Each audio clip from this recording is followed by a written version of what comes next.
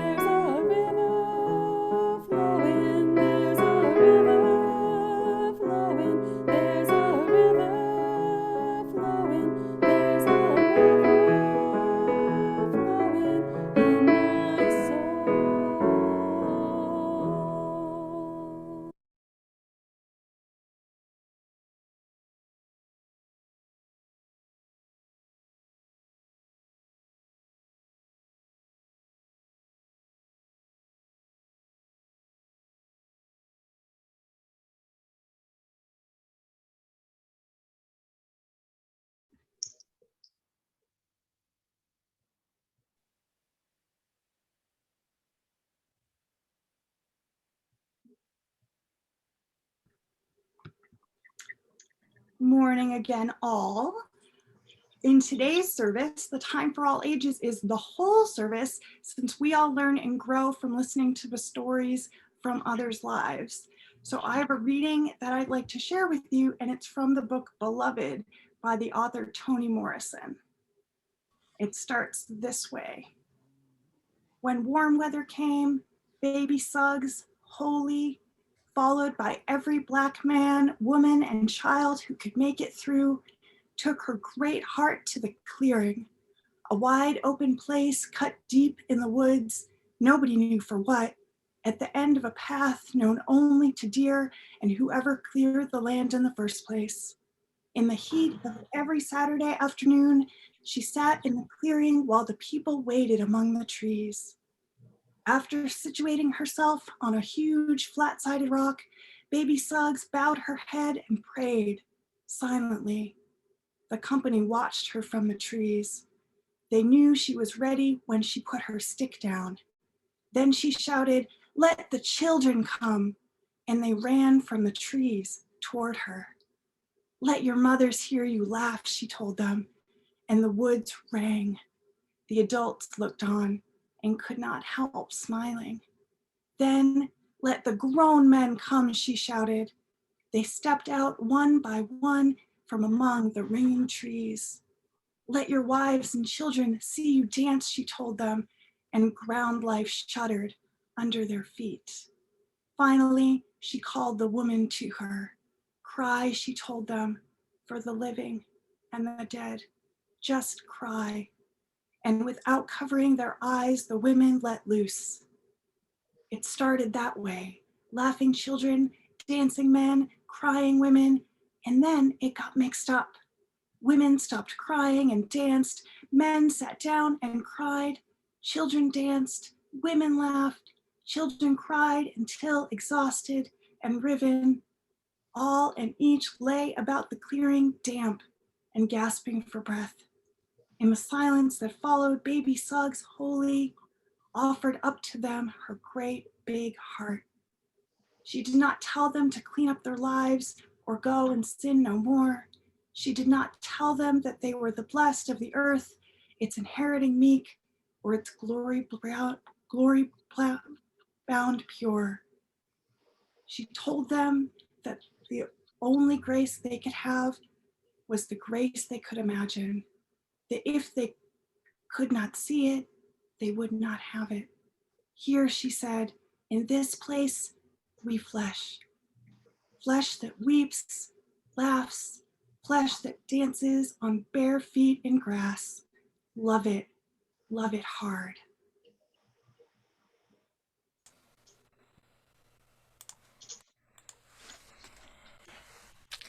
By now, the musical Hamilton has become part of the fabric of our culture.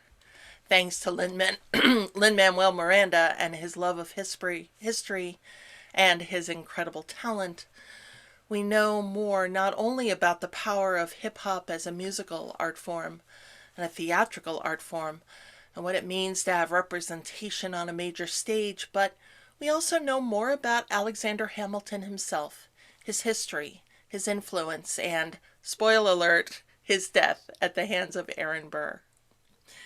We also know something of what the man might have been like, his inner life, his loves and passions, his habits, his laudable qualities, and his reprehensible foibles.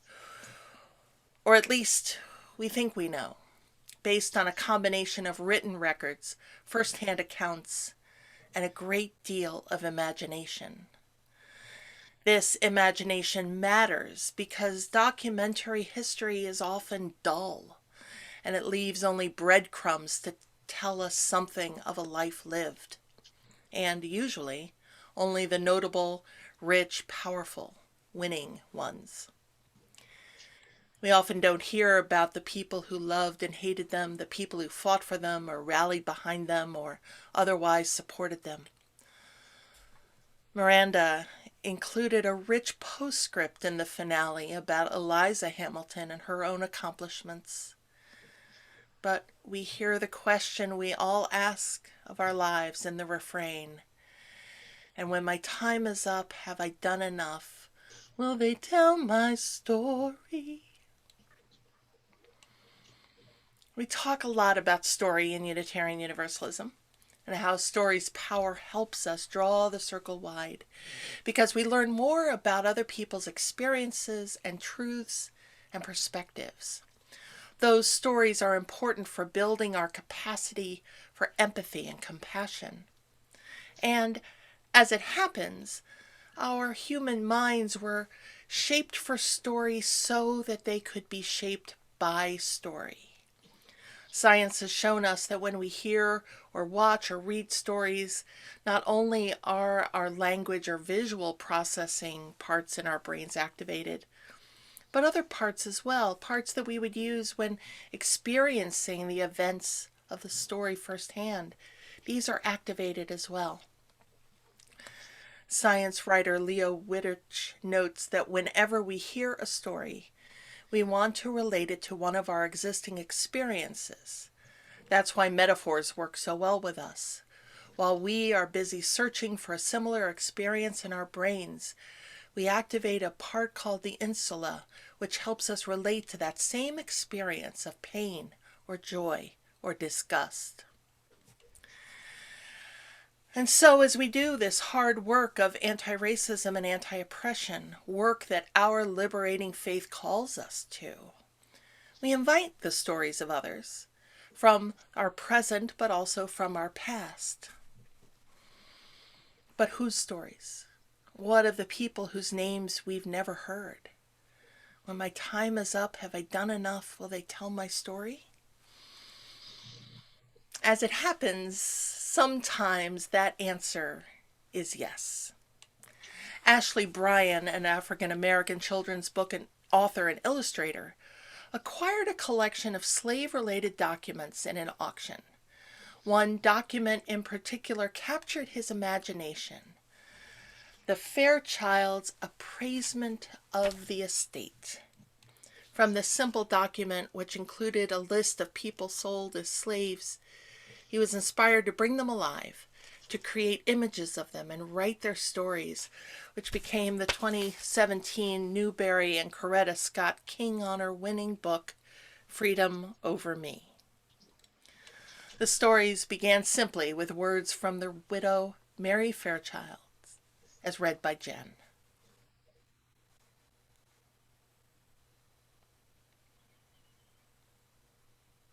I mourn the passing of my husband, Cato Fairchilds. He managed our estate alone. 11 Negro slaves. They carried out the work that made our estate prosper. He never hired an overseer. My husband apprenticed slaves to learn trades: carpentry, sewing, pottery, basketry, ironwork. Once our estate was established, Mr. Fairchild loaned our skilled slaves to neighboring estates. Their earnings came to us. The profits increased the value of our estate. Life here without my husband would be impossible for me. I trust our Negro slaves, but I hear stories of runaways, of slave insurrections. I would not feel secure. I'm having the estate appraised. After the sale, I will return home to England, where I may live without fear, surrounded by my own good British people. Bryan's beautiful, heart-wrenching book contains the stories of all 11 people enslaved on the Fairchild farm. But this morning, I want to highlight 3 of them. Yes, it is true that these are words written by a Black person portraying the lives of Black people, and yes, our readers and your preacher are white. We know this, and are holding these stories in great honor and reverence. We invite you to join us in honoring the truth of the words and images we share here. First, Chris will share the story of Peggy, aged 48, sold for $150. I am the Fairchild's cook. I work in the big house day in, day out, making special meals for the Fairchilds, plain foods for the slaves. Like a field hand, I work hard, all profits to the estate. Mrs. Fairchild praises my cooking. She often chooses a menu and invites friends to show off my skills. Afterwards, I sneak leftover food to the slaves. As cook to the Fairchilds, I am free to wander the estate gardens and the woods. I learn about local plants, plants for cures, sarsaparilla and chamomile roots, spruce and buttermilk roots. Spices I gather add flavor to the meals I cook for the household. Wandering the estate woods reminds me of the woods at home in Africa. Often I relive that day our village was raided. My father was killed. My mother and I captured, sold to white slavers. My mother and I survived the dreaded crossing to America. So many others died, crammed in the filthy holds of the vessels. The vessel docked. We were sold on the block. No two of a family or tribe together. Frightened by voices shouting in no tribal language we knew, stripped of everything, our language, our customs. They even took our names. They called me Peggy. Peggy. I've never again seen my mother. Still, I feel close to her, especially when I steam roots and herbs for cures for my slave family. This stirs ancestral memories, my roots in Africa. And next, Bob will share the story of Bacchus, age 34, sold for $250. My wife Charlotte and our daughter Dora keep my hope alive that one day we will be free. I was apprenticed to a blacksmith. I learned to work with metals. I make the estate's railings and fences. I make metal parts and objects for the big house. My curved metal patterns impressed the Fairchild's guests. They said my work was as grand as metal balconies they saw in New Orleans. Slaves working at the foundry during breaks told tales of runaways, knew of slave insurrections and slave independence in Haiti. At night, I study the stars, the North Star, the drinking gourd. What chance would I have with wife and child to avoid paterollers and bloodhounds, to connect with help from other slaves and good people on the road to freedom? So much planning, so much wishing. Now we are up for sale. I hardly sleep nights. I have terrible thoughts of separation, powerless to keep my family together. At night, I hold Charlotte close. Dora sleeps quietly on her straw mat. Tears of love and hope fill my eyes. And finally, Joan will share the story of Athelia, aged 42, sold for $175. All we've known as slaves is work. Work from dawn to dusk, in rain, cold, stifling heat. I'm laundress for the Fairchild's estate. I do the cloths, bed linens, draperies. I work with seamstress Jane, washing the clothes she designs. I'm also a first-rate ironer, never scorching the cloth, smoothing pleats and ruffles in Mrs. Fairchild's special dresses. I dress in plain, coarse smock. At harvest, I work with the men in the fields. I drive the cattle to pasture, milk the Holstein cows, feed the hogs, clean the sty. In season, little Dora and I gather fruits and berries for Peggy the cook. Little Dora has grown up with me. She always wants to help. She is my escape from drudgery. We enjoy nibbling the berries, tasting the fruit.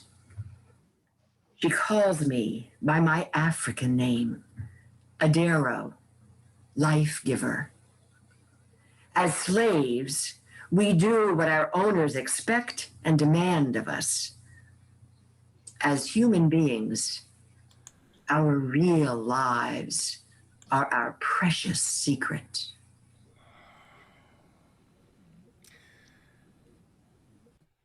These stories are rich, real, The people are no longer caricatures, no longer epitaphs. We hear their pain, we learn of their experiences, we witness their trauma. And that in itself is a remarkably important part of this work.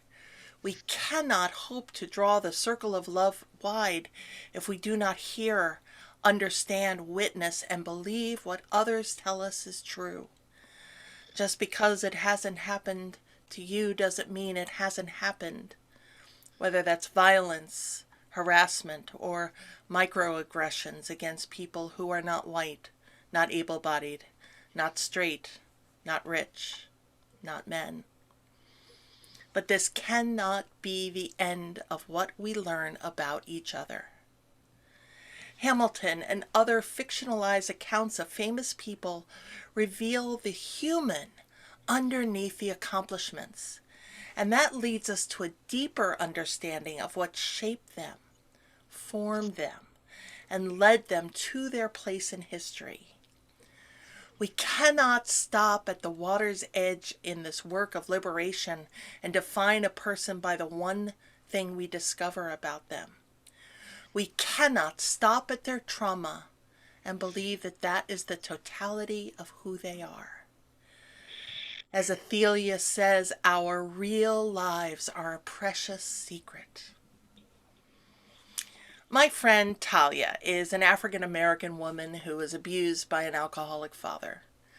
Trauma of being a Black child abuse victim informs her worldview. But if this is where I stopped in my friendship with her, I would not know that Talia is a sci-fi geek and rocks her Star Trek cosplay, or that she pretends not to like musical theater but can sing all of Guys and Dolls from memory, or that she loves watching children learn and so became a teacher so she could be part of that. Talia has dreams of making a real difference in these children's lives and in the lives of others, encouraging them to get their geek on and invite curiosity. Just this week, I read an article from the site Pop Sugar entitled 28 Films to Watch During Black History Month that aren't about Black trauma. A reminder that we can't stop at Just Mercy and 13th and 12 Years a Slave and think we've learned about the Black experience. We need films like Barbershop and Dreamgirls and Drumline too, to understand the breadth and depth of everyone's lives. If we are to truly affirm and promote the inherent worth and dignity of every person, then we have to make room for their joys and their dreams and their imagination and their aspirations too. Now, are you a little more curious now about the real lives and the inner lives of those enslaved people whose stories we heard? Who are they really? Where did they come from? What were their aspirations, their hopes, their secrets? Ashley Bryan was curious too and dug in to offer their dreams. First is Peggy's dream. On the naming day ceremony, my parents called me Mariama, gift of God. My parents calling Mariama, Mariama, sings on in me. As cook to the Fairchilds, my room was built onto the shed behind the big house. But no advantage of working in the big house separated me from my brothers and sisters working in the fields. I tell the slave child Dora stories about each plant. I teach her basic steps in cooking well, just as my mother taught me. My knowledge makes me hunger for more. Relieving the aches, the pains, the suffering of the slaves is my chief joy. When the young boy John suffered a head injury, he came to me. I examined the wound, then bound a poultice of roots and herbs around his head. Mrs. Fairchild's dinner guests praise my cooking. The praise, however, that touches my heart is to hear the slaves call me herb doctor. And now let us hear Bacchus's dream.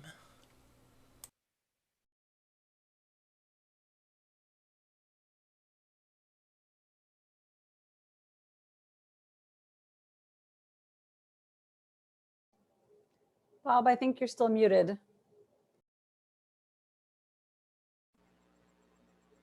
Sorry about that. Our owners see us as laborers. They boast of our skills, hire us out. Everything we do profits their estate. They do not know that no matter what the task, our lives are within. As I work, I think of my wife, Charlotte, our daughter, Dora, fragile lives. I work with metals, from steel to brass. I master the art of forging with fire. With tongs, I hold hot metal taken from a glowing furnace. I pound with a heavy hammer, an outlet for anger, for rage. Wham, wham, every stroke striking the note. Wham, wham, a blow for justice. Bam, bam, a cry for respect. Bam, bam, the beat on the anvil, a plea for freedom. Calling, calling, freedom, freedom, oh, oh, freedom. And finally, we hear Ophelia's dream. I've never forgotten how the teaching and learning in my African village was by example and voice. We listened to the village griot chanting the history of our tribe. We learned stories and songs that lived on in us. Peggy and I teach little Dora, keeping alive the oral tradition. When I teach little Dora, I feel I live up to my name. Our stories and songs strengthen our lives. That's why the elders, Cush and Mulvina, lift our spirits with the songs they create. Songs to the biblical stories we've heard. Songs of our longings and feelings. Through all my years enslaved, I've listened to ancestral voices echoing through my weariness, giving me strength to withstand injustice, to believe in myself and survive. May our songs and stories keep alive in us the will to grow in learning, the longing to be free. They dreamed of freedom, these 3 and the other 8 whose stories Ashley Bryan tells. They aspired to return to or find a better life. As Toni Morrison wrote, the only grace they could have is the grace they could imagine. And oh, they imagined. They dreamed of freedom, of a beloved community that held the totality of their lives, not just their traumas, not just their epitaph, not just the line on an estate assessment, but a beloved community that saw them and sees each and every one of us as whole, as complex, as fully human. These are the stories that must be heard, truly heard, so that we may more fully draw the circle wide and fight for true liberation and freedom. Our closing hymn emerged as a folk song after emancipation and reminds us of the aspirations and the dreams and the grace imagined. Sing with us, O Freedom.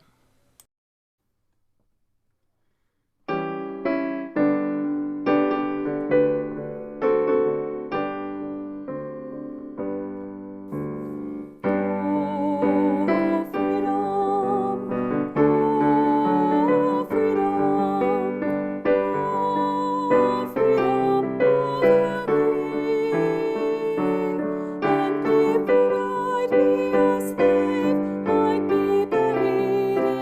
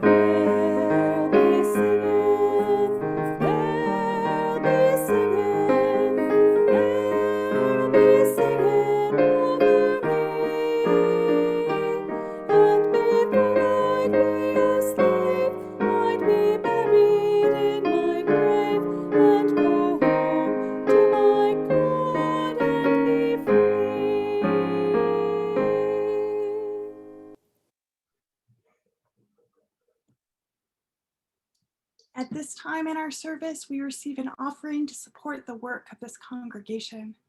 In today's service, we have mourned the times in our past where people were not allowed to be their full selves and to live the lives they were called to live. We know this is too often still true in 2021, and we dream of a world in which all people are welcome and celebrated and encouraged.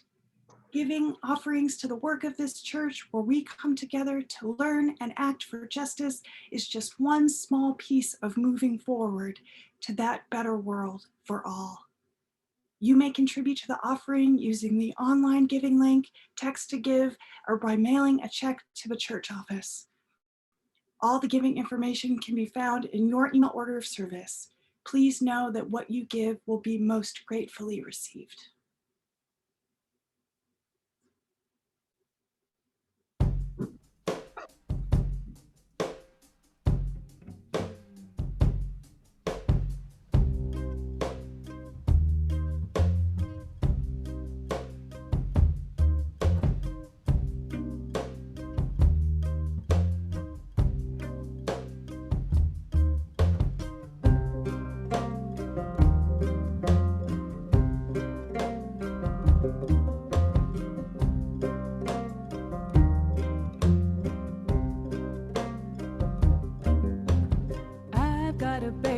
But shall I keep him?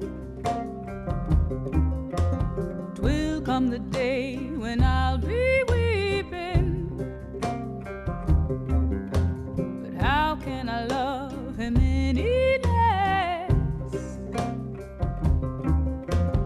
This little babe upon my breast. You can take my body, you can take my bones, you can take my blood, but not my soul. You can take my body, you can take my bones, you can take my blood, but not my soul.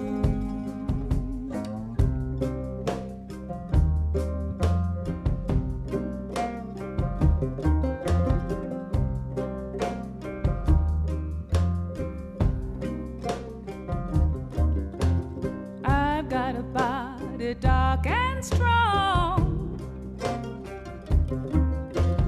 I was young, but not for long. You took me to bed, a little girl,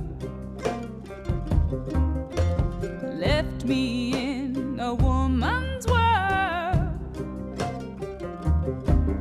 You can take my body, you can take my bones, you can take my blood, but not my soul. You can take my body, you can take my bones, you can take my blood, but not my soul.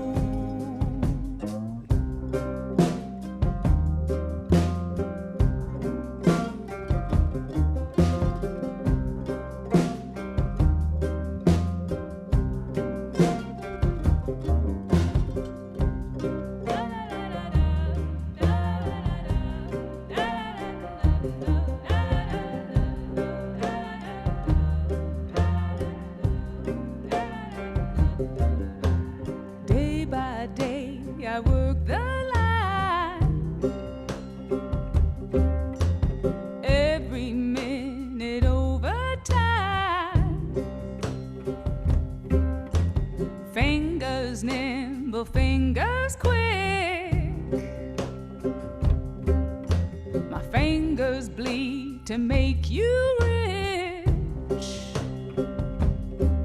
You can take my body, you can take my bones, you can take my blood, but not my soul. You can take my body, you can take my bones, you can take my blood, but not my soul. You can take my body, you can take my bones, you can take my blood, but not my soul. Take my body, you can take my bones, you can take my blood, but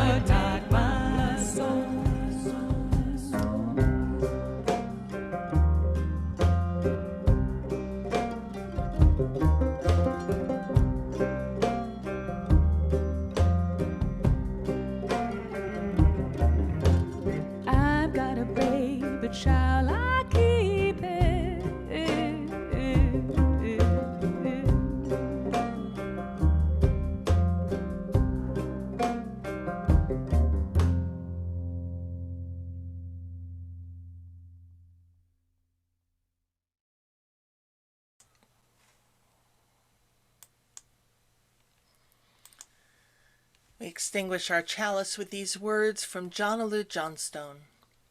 We shall overcome when we can truly celebrate the diversity of contributions and talents offered by all people. We shall overcome hatred and prejudice and oppression. When we can truly extend our hands to one another in loving acceptance, we shall overcome the past that haunts us now. Living in peace and freedom, we shall overcome the wrongs that have happened and the debts left unpaid. Let us join together in that commitment to overcome.